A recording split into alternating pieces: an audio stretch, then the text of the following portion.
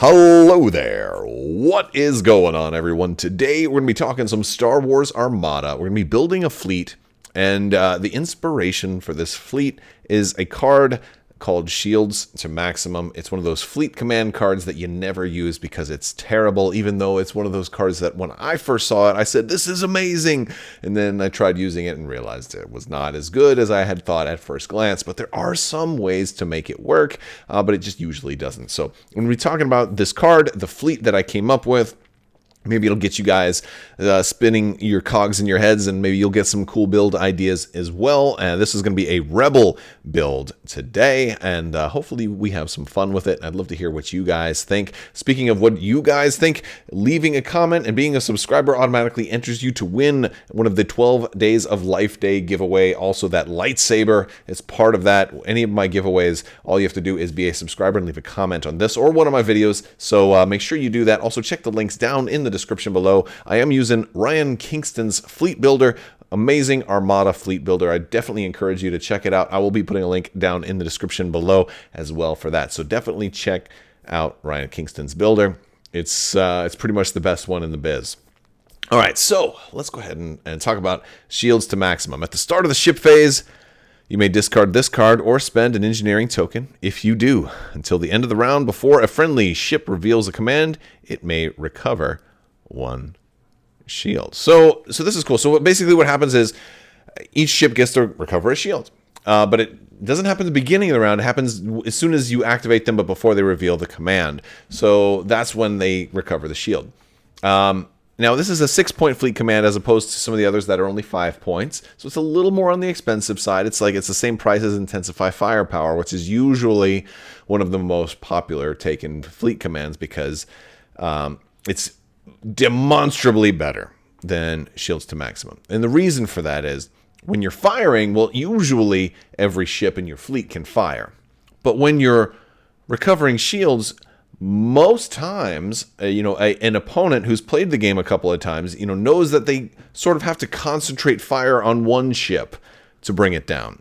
As opposed to be like, I'm going to take a shot here, and then this guy's going to take a shot here, and this guy's going to take a shot here. Well, the game is only 6 turns long. If every ship just attacks only one another ship, maybe nothing blows up, and the game ends at turn 6, and basically it's inefficient. So most opponents tend to concentrate their fire on one ship. And then when I've tried running this when it first came out, I came to quickly realize, I spent all these points to make this work. Took a ship that had fleet command in the first place, made the whole thing work, and I only have one ship that is missing shields, and that one ship is now so damaged that recovering only one shield isn't even that much of a help to it. I could have done this, for just an engineering dial instead. There's a lot of other things that can get you 2 engineering points beyond having to run this fleet command. So where does this really shine, right? It does shine when you can force your opponent to split their fire. If you've got maybe fast ships that can zoom in, take a few shots, and then zoom out, and then kind of circle around and maybe come back and engage later, things like that, it can work. It also can work on if you're hitting obstacles, things like that. It can work on certain objectives that are going to hit obstacles. It can work also when you have ships that are deliberately spending their own shields for some other purpose, and that's kind of one of the things that drew me into this build today. So we're going to get started on a build that's going to use this. And to start out, I'm not going to start with our flagship like I usually do. For the Rebels, what we're going to be using is we're going to use a Pelta because, hey, the Pelta has fleet command, and we're going to go cheap. We're going to have just the bare bones to get this in our fleet. We're going to put a Pelta assault ship out there with shields to maximum, and that's the only thing we're going to put on this particular Pelta. It really only exists to have shields to maximum out there. This is the proof of concept ship. It's just there to actually help make things work. And what we're going to do is we're going to try and focus on big ships that don't want to die, but that are going to you're going to have to kill to try and, they're going to get in your face. And there's a really good ship for the Starhawk is a good ship for that, but I don't want to use the Starhawk. I want to use the MC-80 assault cruiser. The MC-80 assault cruiser is a behemoth, and I love it. Let's bring this guy down. We can click right there and move that down, right? So this MC-80 assault cruiser is going to have a lot of things going for it. And first thing that I want to do is the point of this whole thing is we're going to run Projection Experts. This thing has a lot of shields, has brace, has 2 redirects. It's 8 hull. It's kind of hard to kill. It's I've had a lot of games against tanky MC80s, and especially the Home 1 styles are very, very hard to kill, not just because of their hull and shields, because their hull is 8. It's 8 hull is definitely a killable ship, but also because of all the tools that they have with the double defensive retrofit. Oh, we're using both of those, by the way. And so many other tools that are available to this ship. And what we're going to do is we're actually going to run 2 MC80s. So what I'm going to build, I'm going to clone this, for most of it. Not all of it, but I'm going to clone a lot of it.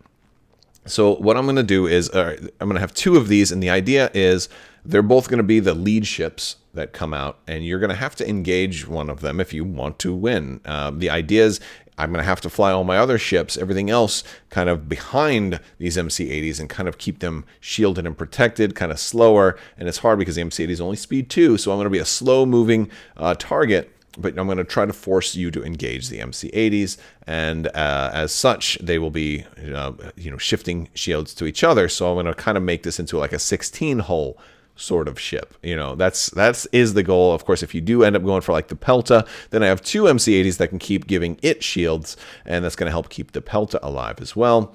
And that's kind of how all of that is supposed to work. So let's see if we can make it work. So what am I going to put on this thing? Well, I am going to put electronic countermeasures. This is a must for this ship because you don't want a really, really good shot from your opponent to come in and with a single accuracy and 18 damage, on just a dream shot, to just completely knock out your one brace, and all of a sudden now your ship is just, gone unexpectedly. So you need electronic countermeasures for that insurance policy. Now, in this day and age, we have some other cool new tricks, and I'm going to put reactive gunnery as the other one. I want to be able to shoot back because if my plan goes correctly, and I'm trying to plan for my plan to go correctly, so as you should plan, I want you shooting these MC80s. And I want to shoot back, since I'm not going to have that many shots. I want to basically punish you in that you shouldn't be able to do much damage, and I want to hit you back. And that's a fun thing. Now, there are a lot of upgrades to help with salvo. This build is not going to take anything else beyond reactive gunnery to help with none of the new things. We will take something that does help a little bit, and that's going to be linked to turbo laser towers. Linked to turbo laser towers, great upgrade. It's going to go on the MC80. It's going to help us in all of our attacks. It's also going to help if we have to go anti-squadron, but it's also going to help with our salvo attacks, and that's a pretty important thing because salvoing is red dice are going to be everywhere. They're going to be in every shot we take, with the exception of maybe a big flak shot against a bunch of squadrons. And there's one more upgrade we're going to put on this before I clone it. And that is going to be the Mon Calamari Exodus Fleet title. This is a absolute fantastic title for this fleet. This is going to make both of my MC80s have the ability to gain 2 additional engineering points when they go. So this means an engineering command of 4 is now going to give me 6. If I happen to have a token, and we're going to put some token shenanigans out there, but if I happen to have a token as well, now I'm going to gain 8 points, which is 4 shields back or some combination of repairing damage cards and getting stuff. Even if I get a crit that cuts my engineering value in half, that doesn't affect the Mon Calamari Exodus Fleet title. So again, I'm going to be able to get rid of that one real quick. Great upgrade for this. I do need to make sure that I'm doing engineering commands though, however. So that is going to be a weakness, is that I'll be weak against like slicer tools. But a lot of fleets are weak against slicer tools. And the cool thing is cards like slicer tools have been defanged just a little bit. They're a little bit harder to just, you can't just do them over and over and over and over and over again. So there is that. So we also have the clone ability. So I'm just going to click this button right here. Boom. That gives us 2 of these. Now I'm going to add a little bit more to the first one because the top one will be my flagship. And I'm going to put some unique things. I'm going to put one of my favorite crew, and that's going to be Ezra Bridger. Because these ships are kind of slow, not the most maneuverable. He's going to be an insurance policy against having a bad day where you fly into an objective that you don't want to fly into. Or he's going to give you some some defense against, the scenario or the objective that says, oh, you know what, this is your opponent, sucked you into this one, and now all of a sudden you can't get close enough to the station. You can be like, oh, I can pull the station to me, ha ha ha, So Ezra's good, and he's also going to play into some of the objectives, like if you end up facing gravity rifts. We'll talk a little bit more about that in a little while. Now, for Commander, this was a tricky one because there was a big part of me that wanted to go with Admiral Radis. I thought Radis would have been so groovy to put into this fleet, so I could drop the other MC-80. I could assure that they're both going to be in the right place at the right time. I could line up a lot of stuff. And again, there's nothing wrong with putting Radis on this fleet. He's super cool, but we're not going to use Radis. I'm actually going to go with Leia. She's a little more expensive than Radis right now, but she is going to do so many really incredible things. She's going to work very well with the MC-80s and the Mon Calamari Exodus fleet, because now I don't even have to plan to have an engineering token. Now they're getting 8 engineering points each turn. Boom. Only when they need to, of course. Only when they need to, when they absolutely need to. Now, if you are liking this build so far and you want to make some changes, I would consider advising you to maybe drop Ezra, move him somewhere else, save some points potentially, and consider an engineering officer. You could do this if you're going to be a little bit more serious and you're going to play a little more competitively. You might want to consider an engineering captain on each of the MC-80s. That will protect against a lot of different things. It will protect against slicer tools and all kinds of the boarding party stuff that's going to just totally, thwack your entire stack of commands. So that is, because that's certainly a vulnerability or a risk you're going to have. It would also give you the option to plan navigations or concentrate fires all game long and only use engineering when you need it. And that would be another option that you could do. In this case, I'm doing something slightly different because I'm going to save myself at 379 points. I'm going to add one more ship. Again, we're going squadronless in this one. Again, if you saw my last battle report, I did run some squadrons recently, so I'm not always squadronless, but I often go squadronless because I like to build with the ships first, and by the time I get where I'm at, I never seem to have like, oh, I'm almost at 400 points now. I don't have enough room for any squadrons. So we're going to put a GR75 on there, and we're going to give the GR75 comms net. Now, while this may not seem like intuitive to have a GR75 with comms net in a Leia fleet, this GR75 exists to feed engineering tokens over to the Pelta. He exists to send tokens over to the Pelta, but there's also a second reason, and that's in case you do get Cham Syndullid or Slicer Tools or something like that. You can still send an engineering token over to one of the MC-80s, whichever one gets hurt and gets its command stack messed up. Now it can still do a command token, and still get 2 points there, tap Mon Calamari Exodus fleet, and then again, still end up getting 4 points for just a token. Pretty groovy, still keeps the engine working, and that's the important part. So it's an insurance policy, and that's kind of why I didn't take the officers on there. Plus, it gives me 4 activations, 4 deployments, a little bit of control, maybe a fighting chance against being out activated too badly. This comes out to 399 points. And that's basically it. It's pretty straightforward. It's mostly a tanky build. I think a lot of opponents will deliberately try to go after the Pelta and the GR75 and try to ignore the MC-80s. And what you should do in that case is use that to your advantage. Deliberately fly the Pelta and the GR75 far enough away. Fly them into a bad place where if your opponent wants to go for it, they're going to take double arcs from each of your MC-80s to get there, and then you're going to make them pay, because these they're not going to get that many points off of the Pelta or the GR75 in the first place. So and that also factors into our objectives. So we're going to start with our red objectives for the assault section. I definitely suggest going with most wanted in a fleet like this. You're going to make your GR75. Your opponent's not going to get hardly any bonus points, but it's going to give you extra dice and lots of points for taking out their one objective ship. And of course, you can make that be their flagship, which you sometimes do, or you can make that be the one ship that is most likely to try to go after the Pelta. Like if it's another rebel build and they have a Liberty or an MC-80 Home 1 or something like that, maybe you put it on the MC-30 that's most likely to come in and try and do some damage. Anything, like this is, you have some options there. Or you just put it on the flag Star Destroyer, the one that you think you're going to get the most shots on, because they definitely won't kill one of your MC-80s. Or maybe you really tempt them and you put it on one of the MC-80s and you're like, this is the one, come on, you want to. I wouldn't do that, because even with all this, you can still take a lot of firepower in one round. It can bring you down and almost cripple you. So, you know, it's not a completely unkillable MC-80 list, but it's working on it. It's working on getting there, that's for sure. Because you're looking at, under ideal conditions here, 8 engineering points plus a shield back. So you can get 5 shields recovered each turn. Each turn. That's a lot. And that's without using projection experts being able to send even more over. The one that's taking the fire, maybe the Leia, the flagship, that one can get 7 shields back. So that one can be like totally almost dead, and then go up to, like, you know, full strength on its side, and then have 3 points, you know, on a neighboring side to be able to redirect to.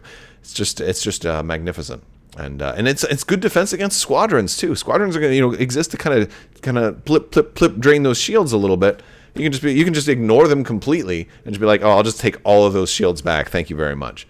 And because you got the 2 redirects too. It's not bad. It's not bad. And you can also spend salvo against a squadron. And if you wanted to just be like, all right, this guy's annoying me. This B-wing's annoying me. We're gonna link turbo lasers, exhaust. We're gonna bring down, you know, a squadron or 2. You know, could be great.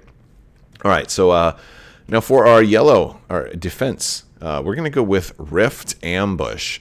One of the reasons we're going to go for Rift Ambush right here is if we can line it up right, we can go a little bit faster. And that can help these MC-80s move a little bit faster than Speed 2. It's risky, but that's why we have Ezra Bridger on there as opposed to the engineering captains. He gives us a little bit of an edge in the objective game. And likewise for blue, for navigation, we're going to go with Doomed Station. Doomed Station is going to give us some of the same stuff with Ezra Bridger. Both Rift Ambush and Doomed Station are going to have the gravity rift in the middle. And so, again, that's something else. You can punish your opponents if they start going for the Pelta and the GR75. You can have Ezra be like, oh, you're going to go here? Okay, boom, I just put the gravity rift underneath you, and now you're stuck. Have fun being Speed 0, and now I'm going to punish you for it.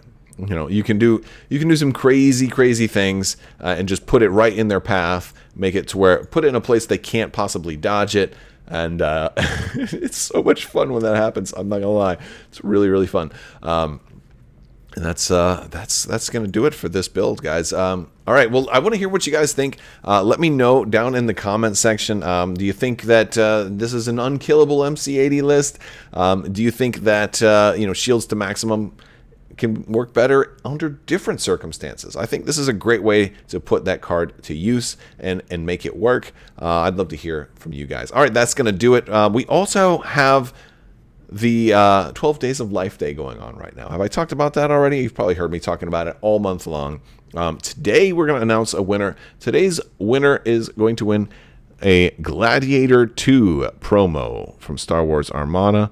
This is a super cool promo. This is one of the old FFG promos, since AMG doesn't have too many out right now. This one, what is this one from? Let's see, I'm trying to figure that one out. I don't know. I think this was one of the early OP kits, but this was before they started putting the years on them. So that's probably, I think, from Armada's first year, probably, since Gladiators were in Wave 1. So pretty cool stuff. But yeah, this is going to go out now. If you don't win, or if the winner does not claim this one, it will roll over into Patreon, because patrons are all going to get extra goodies and stuff like that. So today's winner is going to be Come On Talon. Congratulations. I'm sorry if I said your name wrong. I don't know if it's Camon or Camon or Camon or something like that. But yeah, just shoot me an email at mailcrabbok@gmail.com. I'll get this out to you.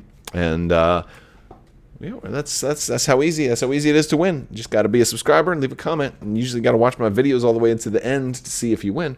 And if you don't claim it, it's rolling over to Patreon. I'll give you 30 days. That's how it works. All right, guys, I want to thank you all so much for watching. And big thanks to my patrons. You guys are amazing and help make this channel possible. So thank you for your continued support. Always remember, when arguing with a narwhal, wear armor. Because if you lose the argument, you might lose your chest part that was unarmored, because the big narwhal thing would go right into you, maybe. I mean, or do it on land, and then the narwhal can't swim, or on land.